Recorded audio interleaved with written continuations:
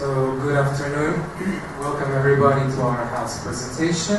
We have Project We Theme, and my name is Mari Dinish. I'm the team producer. I'm Monique Park, the lead artist for Static Experience. I'm Pelikan Laya, 3D and 2D artist. I'm Nanjo, lead artist for Interactive Experience. I'm Atali Gomes, programmer and technical director. And my name is Ashlyn Scarl, and I'm the experience designer. And our client is the Madeira theme park that is located in the other side of the island, the North Shore. And as you can see, it takes a long time to go there and coming back, about 1 hour driving. And in the theme park, there's a 4 screens experience which has not been given any new content for the last couple of years. Because of this fact, we've been proposed to create new experiences for this space. And this space is a 64 square meter space, or 700 square feet, where there's a bridge that goes across the entire pavilion, as you see top view. People come in from one door, stand in the bridge during the experience, and then come out from the other side. The 4 walls work as giant screens where people can see content.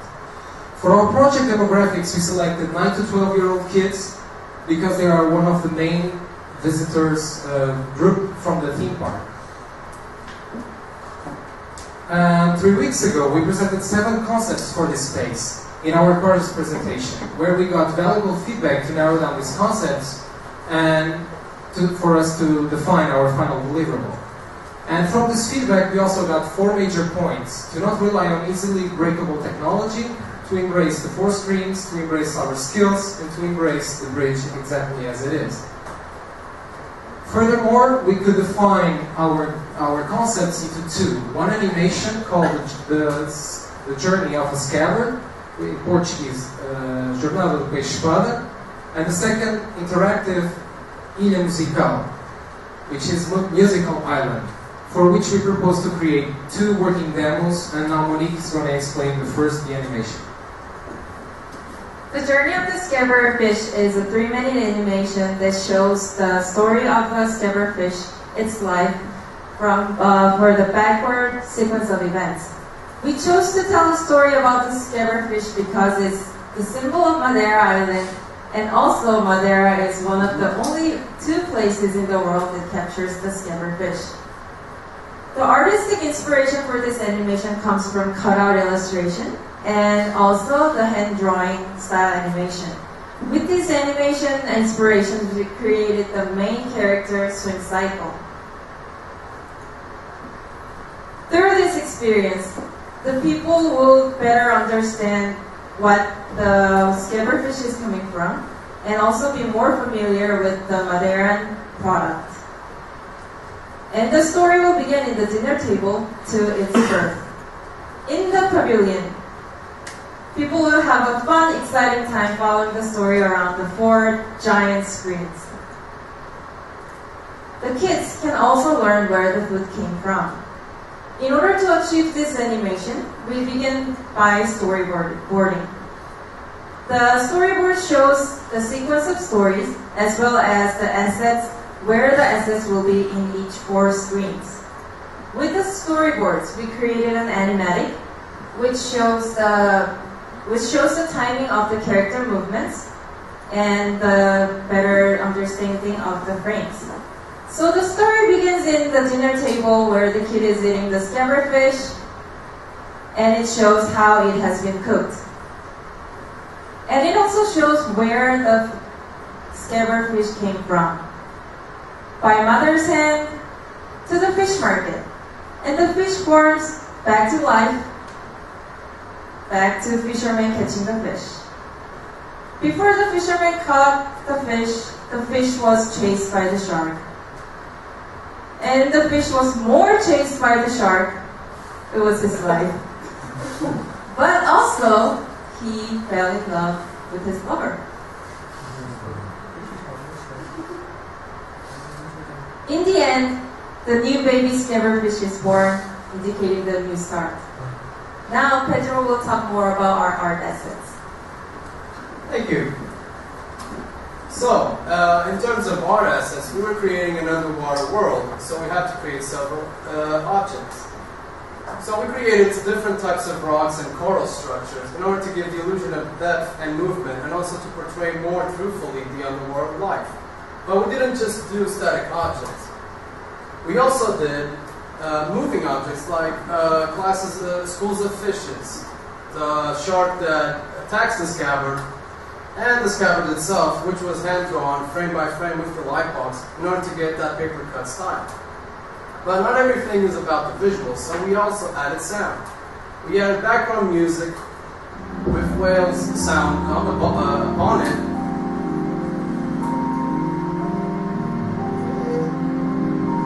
Bubble sounds and also water sounds in order to fully immerse the audience, and also to allow us to pinpoint and actually accent certain parts of the animation. Now I'm going to show you a scene demo. The top screen is a strip of the actual framing, and the bottom is to give you an idea of how it would look like if you were inside the screen, the film.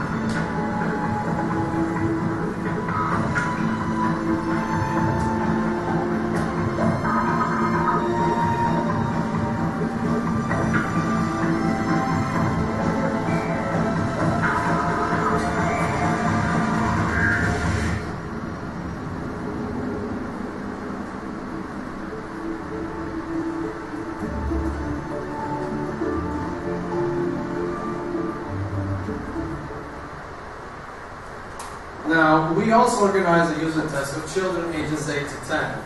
And going into the user test, we were trying out some risks because we were showing what we had done thus far. We wondered if they would understand the message and if they would think our story was engaging enough and ultimately fun. And our results showed us that some of them understood the story, but unfortunately they couldn't describe it by themselves. Others thought the story was confusing and didn't understand anything about it. But ultimately, all of them actually enjoyed the shark sequence. And now to talk to you about our interactive experience, here is Ashley. Thank you. So we're going to move on to our interactive experience called Ilia Musical. It is an experience where the guests will be able to interact with traditional Madeiran dance, songs, and music. To keep this project within our scope, we're creating a prototype using 4 users, and they will be using a kiosk. So these kiosks are sensors, and each sensor will represent one instrument, and by tapping it will produce a sound. So the gameplay corresponds with the kiosk. The color of the sensor will match the color of the screen, and each guest will be given a musical instrument that flows down the path. When it flows down the path, they must tap on the kiosk and produce a sound, and they will gain points. Failure to do so will result in losing points. So in essence, what we're creating is a music game. And so what we did was we looked at other music games that are already out in the market or have already been created. We looked at Parappa the Rapper, we looked at Guitar Hero, we looked at Dance Dance Revolution, and we looked at a mini game in Kingdom Hearts 2. We analyzed what we liked and what we didn't like about it, and from it we have decided to take with us the fact that we want to make sure that we give audio and visual feedback to our guests. We want to create a circular feedback system so that they complement one another. The second thing that we wanted to do was make sure that we don't actually fail the children. We want them to just focus on the fun, focus on the excitement of it. So what we also decided to do was to entice them to come back and play, was to also include a team score and show that at the end, but also show them the individual score. So because music is one of the most important aspects of this gameplay, we decided to choose Bairro de Madeira, one of the most traditional songs in Madeira, and it also has a very upbeat rhythmic sound. And from that, our instruments are all percussion instruments from Madeira. So now Juju will talk about our art aspects. So, the art concept of a musical can be explained based on 3 purposes: demographic, visual aspects, and the theme Madeira. Since our target audience is children, we created the fun cartoony style with the line drawing. And with that style, we were able to add effective animations into the visual. And also, our song is about the beauty of Madeira, which is the theme of the theme park as well. So we visualize Madeira buildings in a way that can relate to our demographic. Now we are going to show our short film.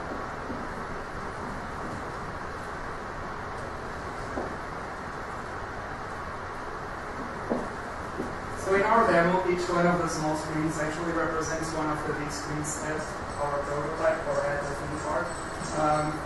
In here, we already implemented the basic gameplay for each one of the screens. We have the visual feedback and audio feedback for both wrong case and right case. If you get it wrong, you will get a red sign and result, and if you get it right, as you will see briefly in the left screen, you will get the positive feedback. Next, we intend to implement the physical interaction by giving them a dance tutorial that they will have to perform in the chorus part of the song. In order to have better understanding of the risk that we were facing, we had our first user test. We had to check whether it could lead our users' interests and it is understandable about how to join our experience. And as a result, we could get lots of useful feedback. Most of all about the gameplay, they not only could understand well, but also even said it was too easy.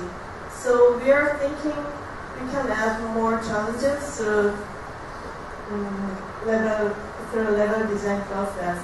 For example, switching positions or dancing together with the part of it. In addition, they were engaged pretty well, but some of them answered they don't like Madeira traditional song very much.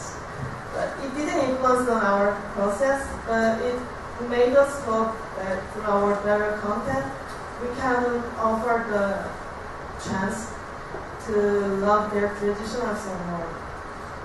And about the art aspect, they answered they wanted to see more colors and variety. And now we are in the process of developing art aspects. And Antonio will talk about our art aspect. So until the beginning of week 6, we didn't have any technology. So we had to work on our creative process through brainstorming and paper prototyping. But finally last week our technology arrived. However, we couldn't stop the creative process, so we had to prioritize the needs of the team and we have to set up accordingly. Fortunately, the process went very smoothly, and within 3 days we went from not having any technology to a fully working project, and that allowed us to develop all the art assets and all the programming that you could see in both the animatics and gaming demos that we showed you today. In order to test our concepts, we are building some prototypes: a 4-screen structure, a camera rig to shoot panoramic video, a kiosk to interact with the 4 screens, and ultimately a lightbox to help our animators to draw. As for our 4-screen structure, we are using a custom build frame and 4 short throw projectors that will allow us to replicate the actual building in the Madeira theme park here at the University of Madeira, so we don't have to go back and forth to test our concepts and play test with our users. We are also developing a portable version of it using a computer and 4 LCD screens attached, which will allow us to play test outside of the university. As for our interactive kiosk, the interaction is accomplished by tapping into each one of the colors represented in the screen, and each of the colors represent one individual screen called our structure. For the Madeira theme park, we envision the kiosk to be separated into buttons that can be placed in the railings of the bridge. One of our deliverables for this project was to create a camera rig that would allow us to shoot panoramic video.